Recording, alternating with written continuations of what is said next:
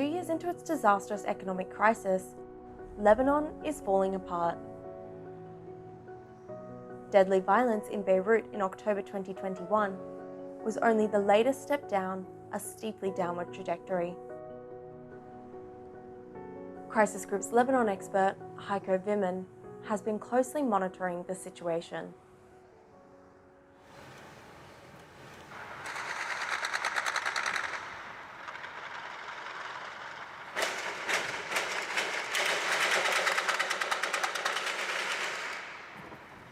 What was that? Shooting? Is this normal or is this...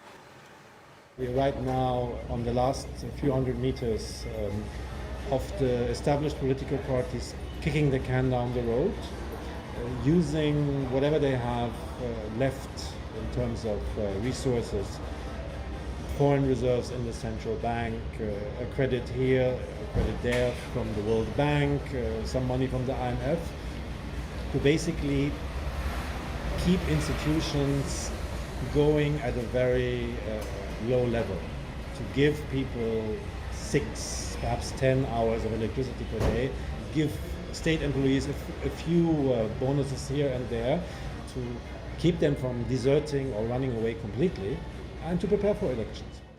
I don't have any prospects for my future anymore, which is kind of sad to say, but I feel like I'm just surviving until I can get out of here. My family was quite affected by the crisis, specifically with our nephew, because he's not even 1 year old yet. So it's been quite difficult to find milk or to find the exact medications that we need, whether for him or for my mom or my sister or myself. 80% of Lebanese now live in poverty. Hundreds of thousands have lost their jobs, while their savings are trapped in illiquid banks. I'm one of the people, my money in the bank, they didn't give it to me. Most of the people now become not poor, under poor. So troubles now start. It has become really draining to wake up every morning, pretend everything is fine when everything has changed around us really fast. Political parties continue to profit from these losses, using the growing desperation of those they represent as a tool to keep themselves in power. I have a history with my party. You know what I did first time? I said yes, I will vote for this person because they usually pay money for this. So I got the money, I didn't vote, so I'm in trouble. There's many people not happy with what I'm saying. To show my face, I think there will be someone who will look after me. During the crisis, some parties, such as Hezbollah, have used their constituents' increasing dependency on them to consolidate their influence. Other elites have acted out of greed, siphoning off funds for their own personal gain. It's like, let's say we get a fund, and this fund from any country outside, this fund would reach Lebanon and would go right through to the pockets of those in charge. Basically, it's stealing. They were either just botching it, or they were also trying to steal the country and trying to take advantage of their positions and their power, you know, under the guise of benefiting their sect or wherever they belong to, but it's actually to benefit themselves and their bloodline. So the accumulation of many initiatives like that took us to this crisis. Basically, it's simple. It's kind of a Ponzi scheme. But how did we get here? And can anything be done?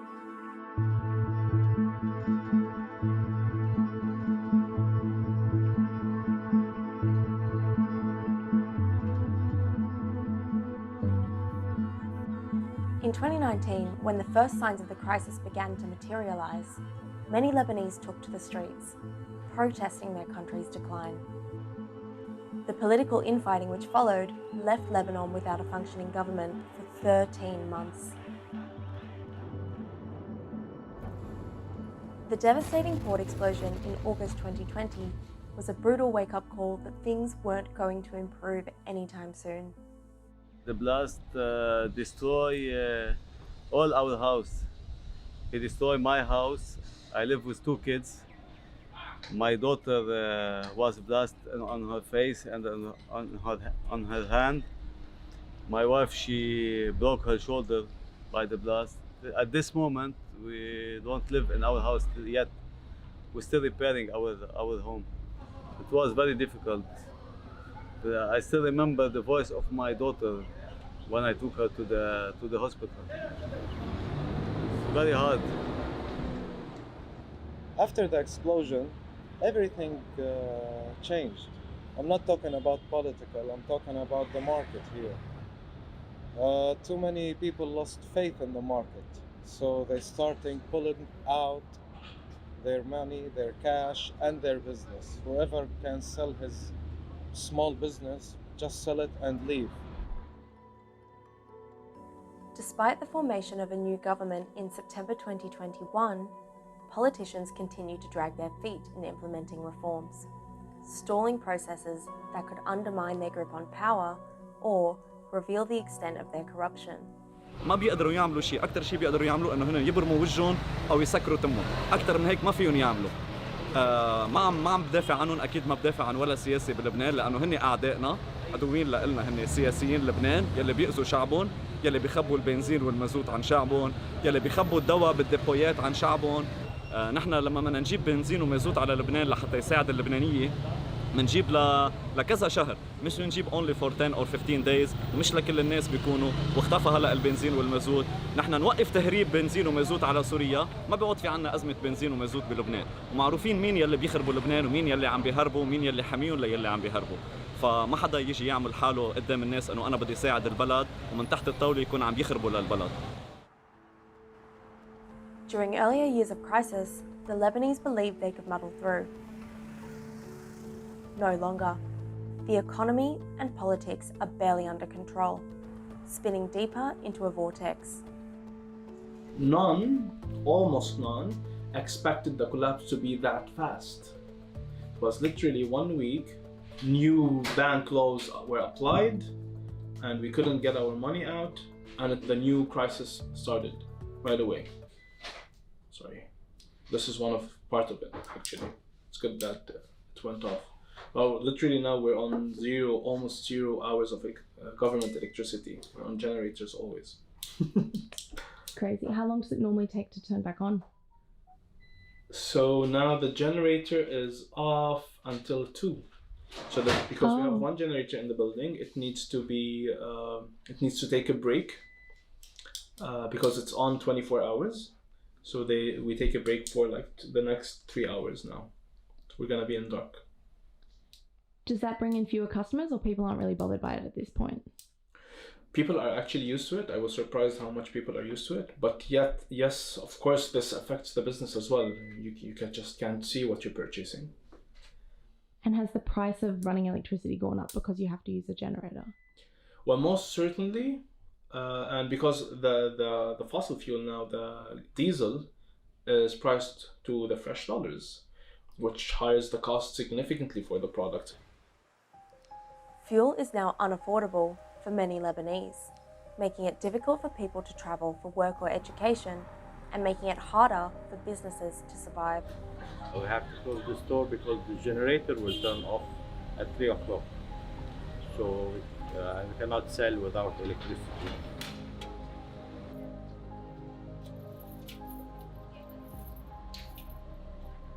The collapse of the banking system means that salaries have lost 90% of their real value and are still going down. I'm just like any Lebanese, other Lebanese. We don't get paid.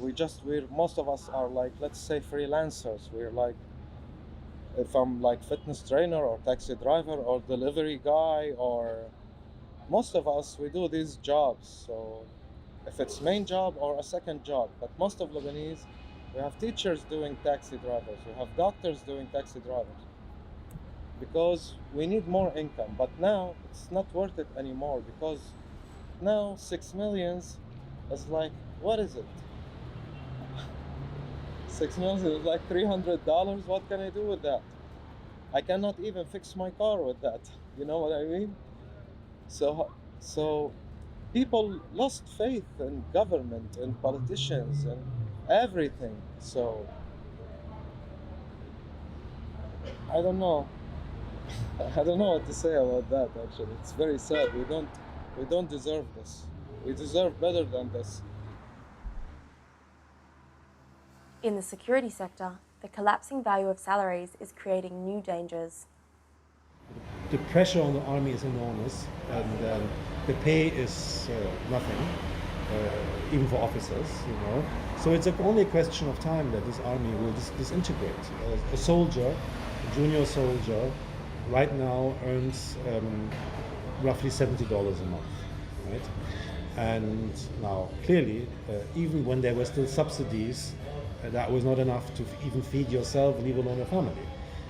What the army and also the police force do is they look the other way as people work second jobs. And so that obviously affects the functioning of the security forces.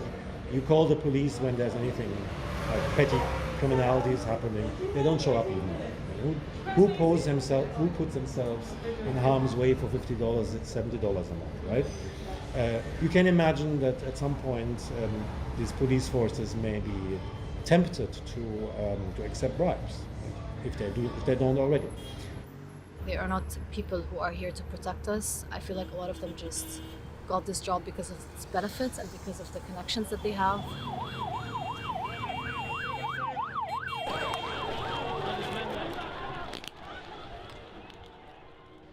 October uprising has proved to us that the army are just here to protect the government, and they're never here to protect the people, especially after shooting at us and especially after August 4.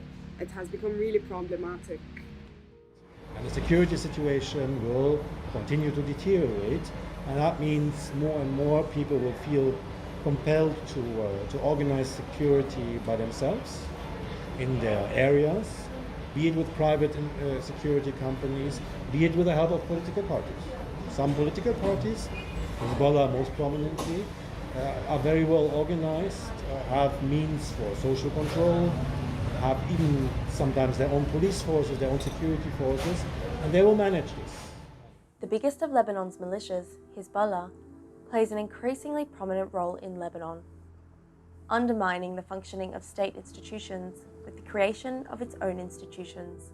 حزب الله صار كتير كبير، ما بقى عم بيسمع من حدا، صار هو زعيم لوحده، صار ماشي بالبلد مثل ما هو بده، بيشيل بيحط بيعمل رئيس جمهورية، بيشيل رئيس جمهورية، وكله لشيء منه منيح، مش لشيء منيح.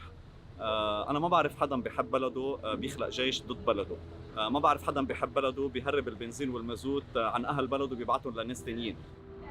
To be honest, they did good things actually for our internal people. Let's say at the borders, 2000, yeah, it was a good thing for Lebanon kicking out Israelis. 2006, they did the same also. That was good for the south area there at the borders. At the same time, when ISIS started coming from Syria, oh yeah, they did a good job. Wow. Hezbollah, they decided to take the first line. They pushed them back, they were coming, they pushed them back and kicked them away. But we have to keep in mind that there is a very clear asymmetry of power.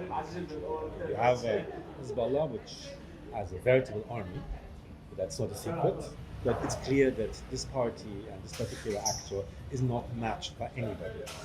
So an escalation in the sense of a full-fledged civil war, as we imagine civil wars, is not something that anybody would expect right now. But what we do expect is that the country will disintegrate also on the security level. So you will have these neighborhood security arrangements. They will eventually come into conflict with one another. Plus, of course, you have sensitivities between areas, political sensitivities, sectarian sensitivities. And so you can imagine these like sequences of altercations, of armed altercations between various neighborhoods and areas and security networks that become the norm and that contribute to the country further falling apart into really a mosaic of areas under control of different groups. no, they're definitely not a trusted source of protection because obviously they don't give it for free. And even if they did, that's not the answer. The answer is not to segment protection or to fragment it that way based on sect or on loyalty. The protection that they grant it's also beyond that sectarian identity. It's also a way to kind of ensure loyalty to whether to vote for them for the elections or the overall legitimacy that they kind of want to get back to. We can all feel it. The situation is very difficult, and we all know this. But it's not impossible to deal with if we cooperate as Lebanese. Since September, a new government is trying to get Lebanon onto the path to reform. But it only has months until parliamentary and then presidential elections in 2022. It is likely that the elections will keep the current establishment in power. Our people here, they don't know how to run countries because they are warlords. They know how to kill people for money. Most of them, the main guys, are the same guys from the Civil War. Go back in history, you will find out that they were killing each other that time. So all of them, they have bloods in their hands. And it's our mistake. We're still voting for the same guys. I know that people or the general population is clinging to any kind of hope, no matter how effective or not it might be.